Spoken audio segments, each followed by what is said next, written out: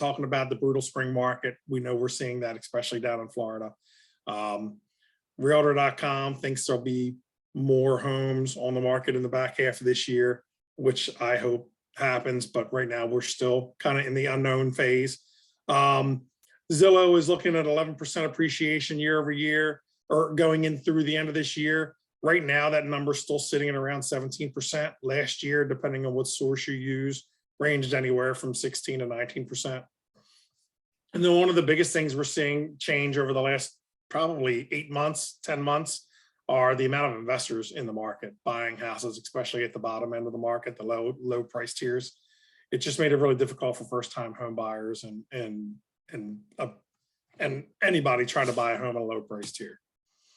So jumping into just market appreciation through last year sat at around 16, again, depending on what source you look at, anywhere between 16 and 19%. I use this source because I really like this chart and the fact that it gives us a little more information over to the right around the price tiers. As you can see, the appreciation is spread out really evenly amongst all price tiers in 2021, which historically, as you can see below, it looks very different. Typically, the low end gets the most appreciation, and then it slowly drops as you get into the high price tier. Last year's market completely different. The medium to high and high actually were the top of the market for appreciation. So I just found that interesting, and I put this in here, kind of a numbers geek. I thought it was an interesting slide. This slide really just shows your high appreciation markets versus the low of the appreciation markets. Florida clearly has 3 areas on there that ranged anywhere from 23 to 32% appreciation year over year. The Midwest and DC were really the low end. And, even at 10% to be considered the low end of appreciation, that just tells you how crazy this market is. In typical market environments, 10% would be great appreciation year over year. In this case, it's actually the bottom half of the market. This slide really kind of illustrates what's driving, and I'm admitting somebody else in now, Carlin.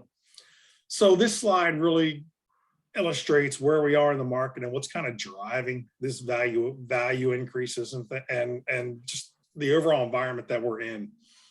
This slide shows active listings, at a certain point in time, in this case, February 27th, and where we were year over year since 2020.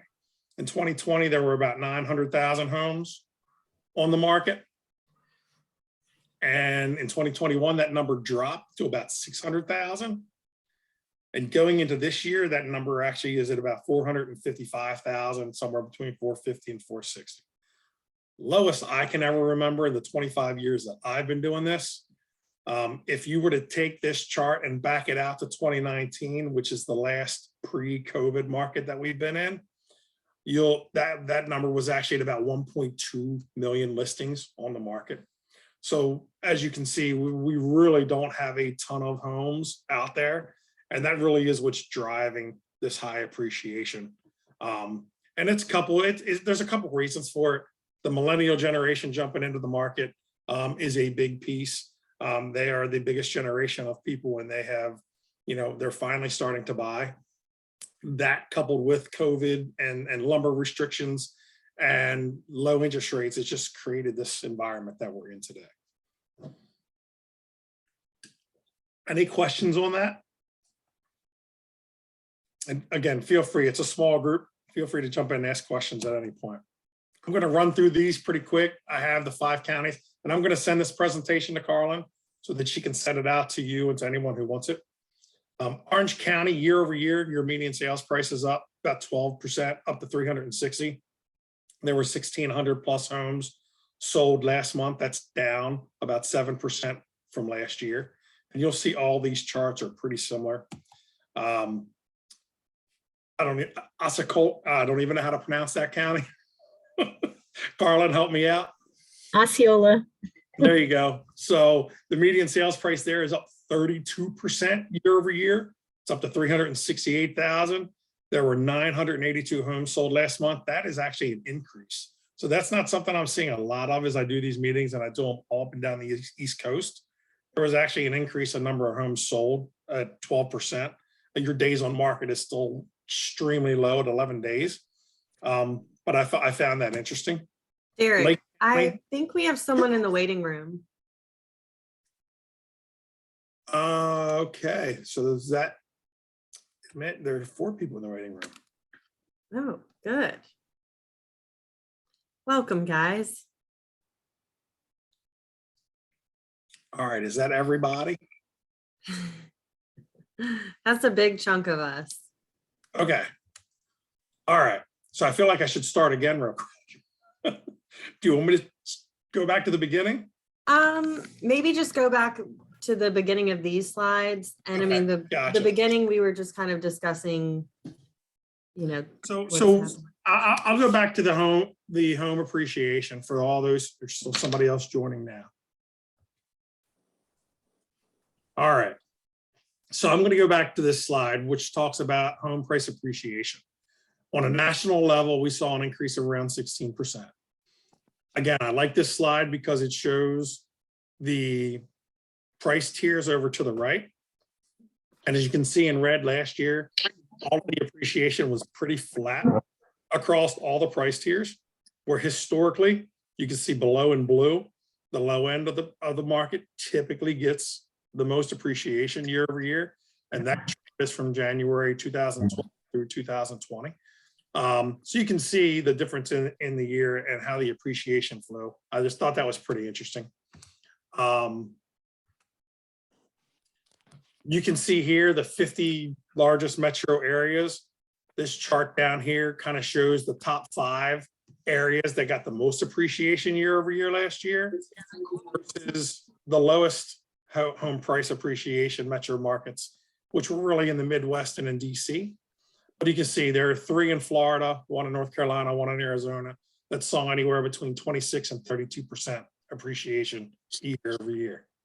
And you can go back to 2019 and you can see those numbers sat pretty consistently anywhere between 3 and 7%. So again, this slide really illustrates what's driving this market. This is active listings taken from a specific date and time. In this case, February 27th. There were about 900,000 homes on the market nationally in 2020. That number dropped in 2021 to about 600,000 and then dropped again this year to about 455,000. I think this slide just really illustrates what's going on in the market today, why home appreciation is running as high as it is. If you were to take this back out to pre-COVID to 2019, there were about 1.2 million homes on the market in 2019 in February. So huge, dramatic 70+% drop from then to now. And you know, that's really what's driving this home price appreciation and no end in sight from where I sit. I would love to see some homes hit the market and settle things down, but nothing to date. So I'm going to walk through all the counties, starting with Orange County. Median sales price there up 12% year over year. Number of homes sold is down.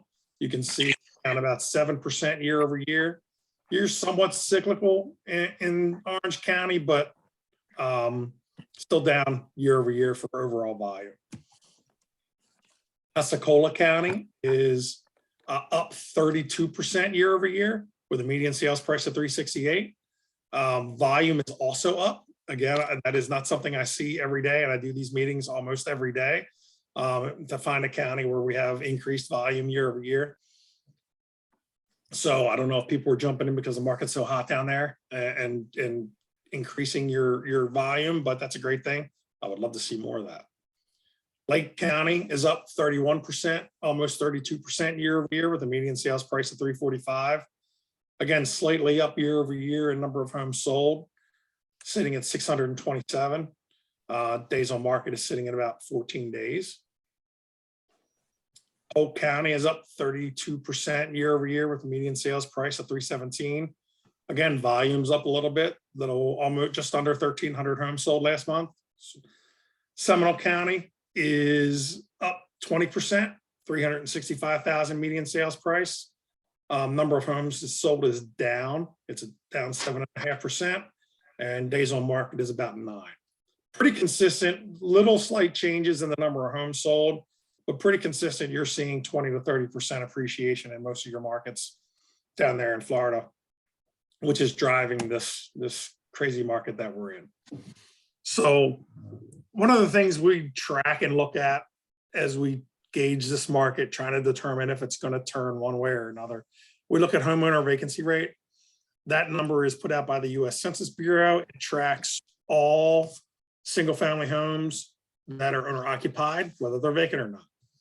For those of you who were doing this back in 2008, that number sat at around 3%. You can see today it's just slightly under 1%. It's actually the lowest ever recorded, and this has been recorded since 1956. You can see the vacancy rates for rentals kind of mirrors what you're seeing in the homeowner vacancy rate. There just is not a lot of vacant properties out there in either market. So consistently putting pressure on values. We are watching the forbearance and the foreclosures and they still coming. At the peak of COVID back in May, there was about 4.8 million homes on the market or in some level of forbearance. Sorry about that. In some level of forbearance.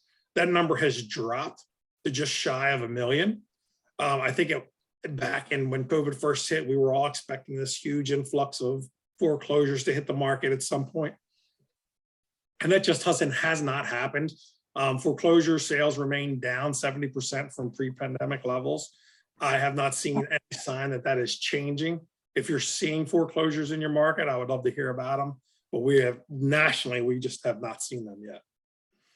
And the market could actually use some of that volume, but it's just not there.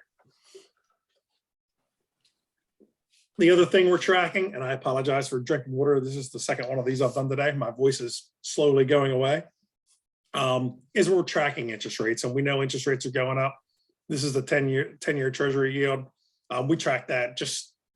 We don't know what interest rates are going to do to this environment, if it's going to slow things down, or if it's going to create even more pressure on inventory, because your typical move-up buyer that's in a house at 3% mortgage that, later in this year starts thinking about, is it time to move up and interest rates are 5, how much purchase power do they lose? And are they willing to move up, or are they just going to stay in their house and either update it or do things like that? And I think that's a big unknown for us today. So this slide, I throw this out there really to show you what is going on in today's market as a whole. And these are projections from Fannie Mae. So this is overall originations, both refinances and purchases. We've seen the refinance or the overall market in 2020 and 2021 sat anywhere between 4.3 and 4.5 trillion. Projections for this year, 2.9. So that's a huge drop. I don't know that I've ever seen a drop that large in from year to year. But for us in the purchase market, they're still showing a slight increase in projections, going from 1.8 trillion to 1.9 trillion. But they expect the purchase market to be over 65% of the overall market. And I think that number may even increase as interest rates continue to go up, because nobody's refinancing right now, right? I mean, most people that were going to refinance are in something under 4. So if interest rates hit in that 5, why would you refinance unless you absolutely had to? So good for us from the standpoint that appraisers should be less busy. And that certainly helps us in the appraisal space, try to get your orders back faster. So any questions on the slides, or anybody seeing anything different in your markets?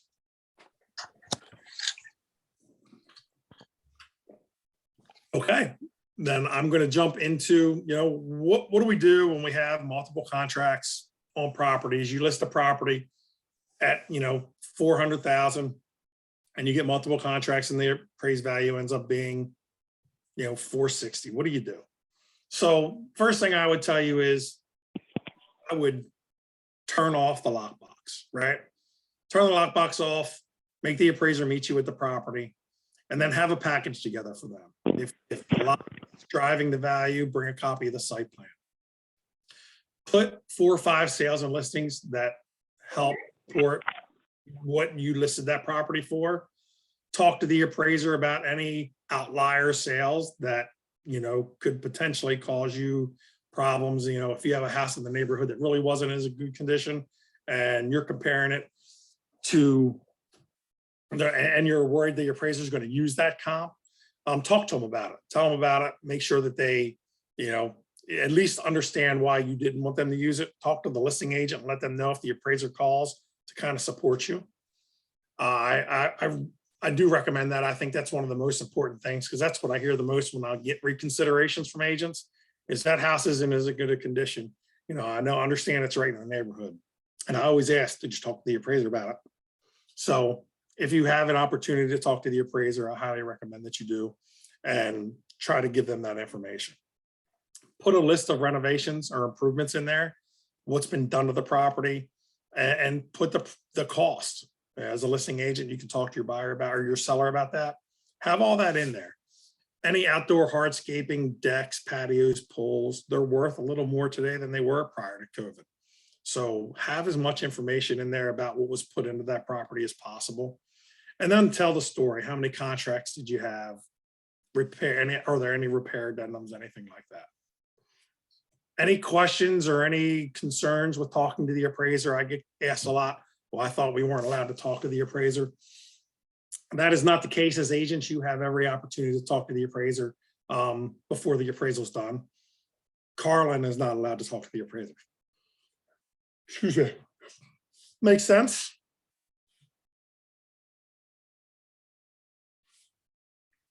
Okay, so talk to you a little bit about Carlin and myself, what we do, why we're different than the big box lenders, the appraisal that have to use appraisal management companies.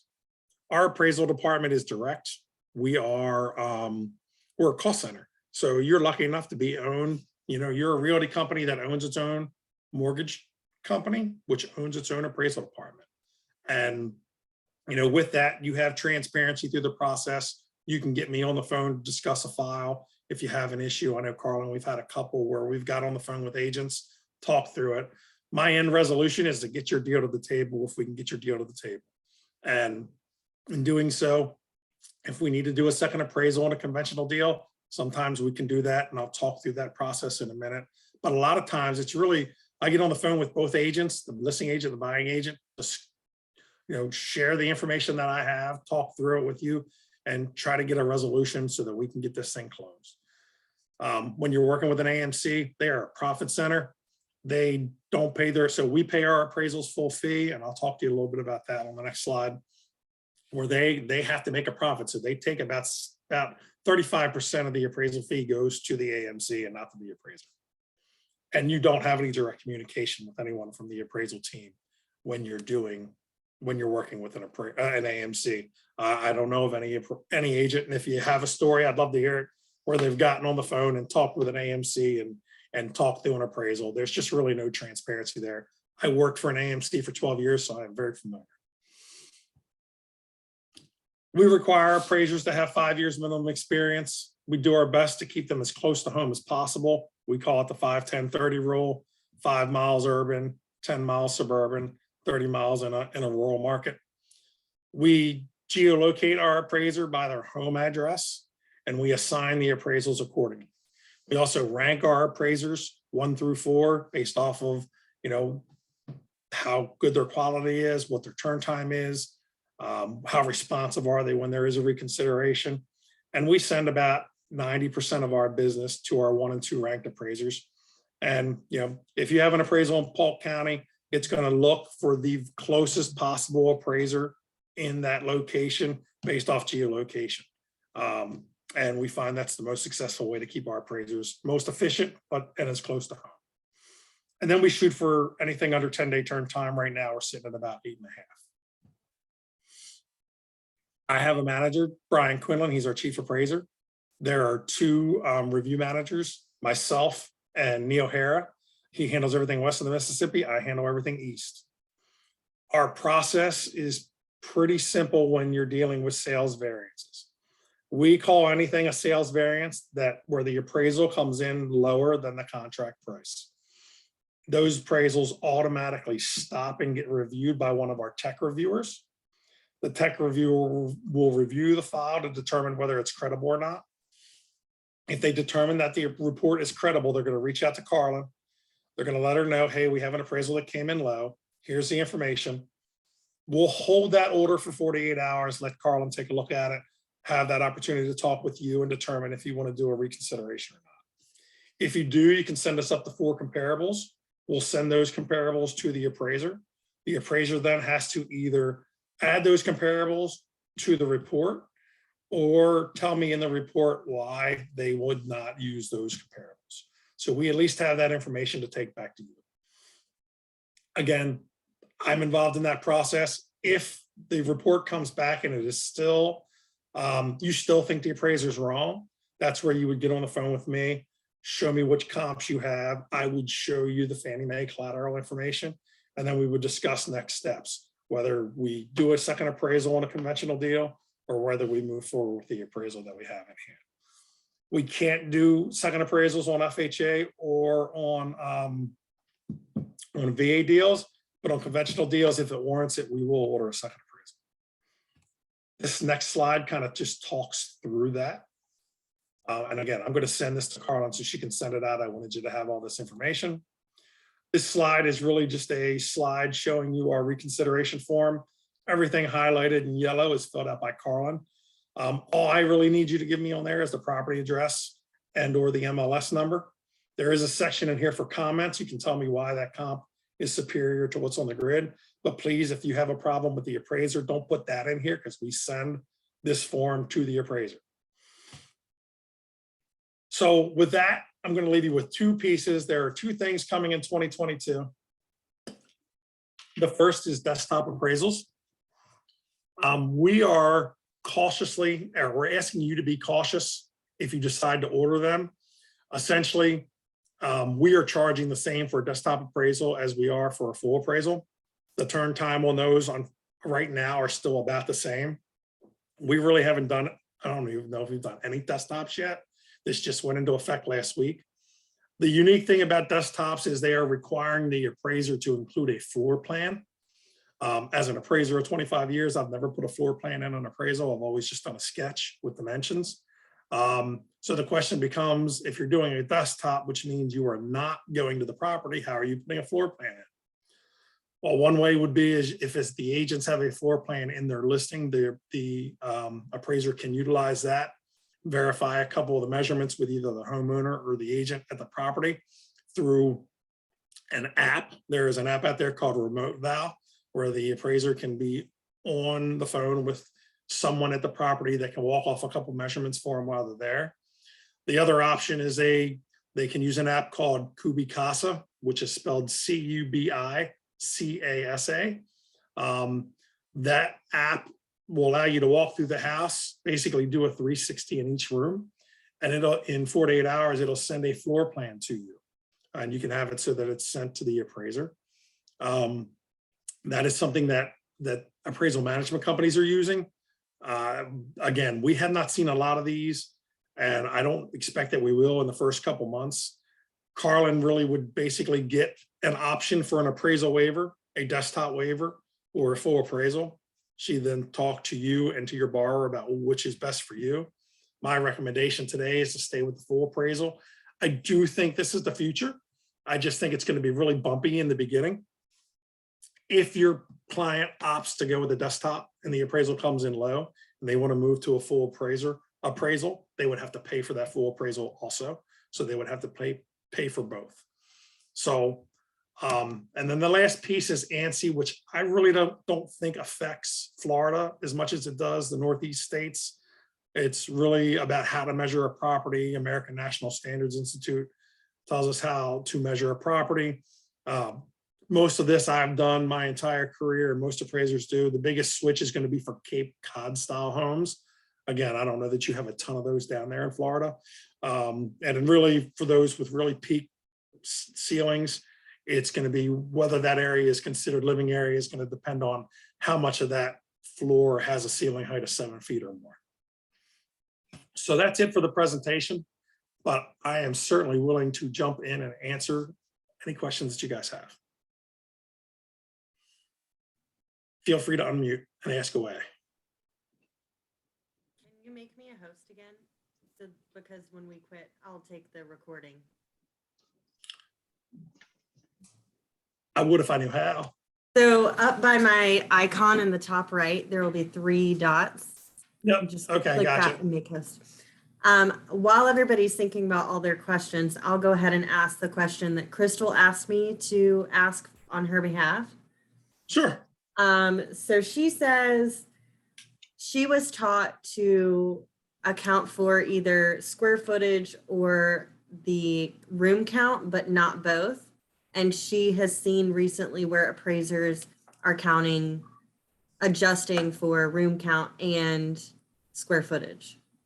It's going to vary appraisal by appraisal, and yes, so if it's typically bedroom count where those adjustments come into play. If you have a 2-bedroom versus a 3 or a 4-bedroom, the appraiser may make an adjustment both in the bedroom section and for the living area. That is not unusual.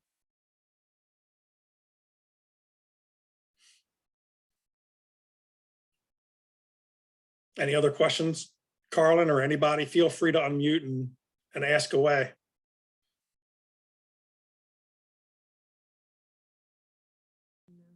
So I flew through that, and I know we went through part of it twice, and people kind of came in throughout. Go ahead. Hello.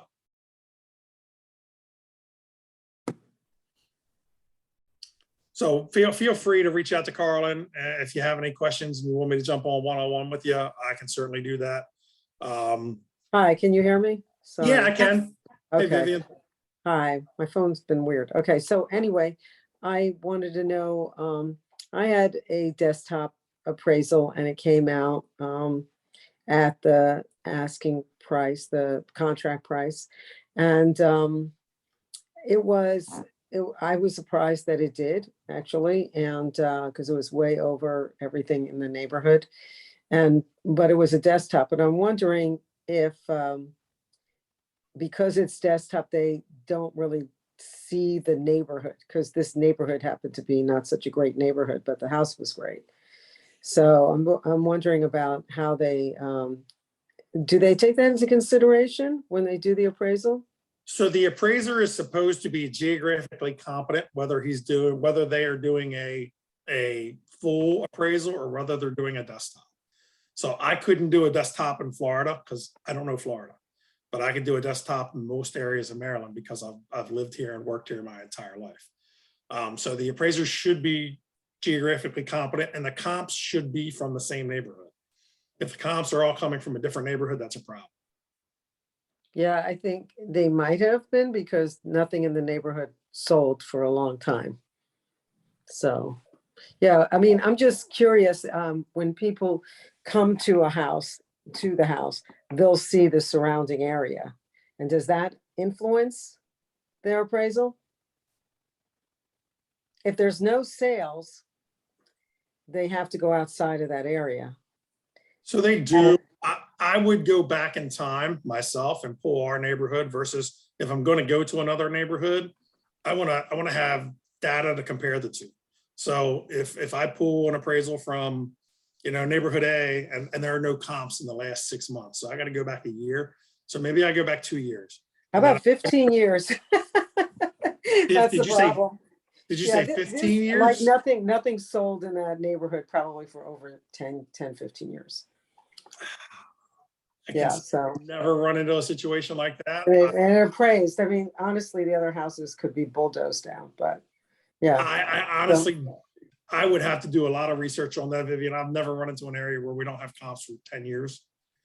So right. It's a very unique situation. I don't know that I could answer that without being competent for that market. Mm-hmm. Yeah, and I had another one that was a 1906 Victorian home, which there was nothing like that in Florida. And I had to go way out for comps for older homes. And they used them. That's a tough one for sure. Mm-hmm. It did appraise at the asking price too, which is great. I don't have an answer for you because I've never Okay. seen anything quite like that. I Well, I mean, guess I'm the lucky one, huh? for historical homes, you know, I see a lot of those in Virginia. Sure, you could have comps 20, 30 miles away because they're historical and that's what you need to find. But just to be in a regular neighborhood where you have no sales in 10 years, that's extremely unique. Without knowing the background of that neighborhood, it would be really hard for me to give you an answer. I wouldn't do it that one. I would have declined it. Hi, it's Renee. I had a quick question, please. Sure. Hi. So given you, what you said, that with interest rates on the rise, there's no inventory for buyers to buy. What realistically then, if we are working with a buyer, to be more aggressive, how quickly can we turn an appraisal around? Yeah, and appraisals, like I said, we're running at about 8 days right now. Depending on where you are, the more rural it gets, the longer the time frame. You know, we try to get them back as quickly as possible. You can certainly order a rush. Talk to Carlin if you have something that's like really hot. Let us know, and we'll reach out manually to the appraisers and do everything we can to get the report back as quick as possible. I know you guys are up against it, so I have my agency license too. I'm a realtor. I understand what you're up against in this crazy environment, and we'll do everything we can to help you. And we have a really good team that works the front end. Jennifer Hallman is our lead there, and she does a great job of getting appraisals back in a good time frame when we need them. So just reach out. Again, I know that you're writing into your contracts whether there's waivers for appraisals or people are willing to bring extra money to the table. Mm-hmm. It's, it's helped significantly because sales variances are certainly up. They were up higher than normal for the winter. I know Florida doesn't really have a winter, but nationally, it's been a very interesting for a couple of months this year. I think things are going to settle down a little bit as interest rates go up, but we've been really, up against it, and all lenders are. The good thing is our appraisers know we're a purchase lender, and we basically almost 90+% all purchase business. And they know that, and they work pretty hard to make sure the appraisals are done right, which is what we want. Thanks.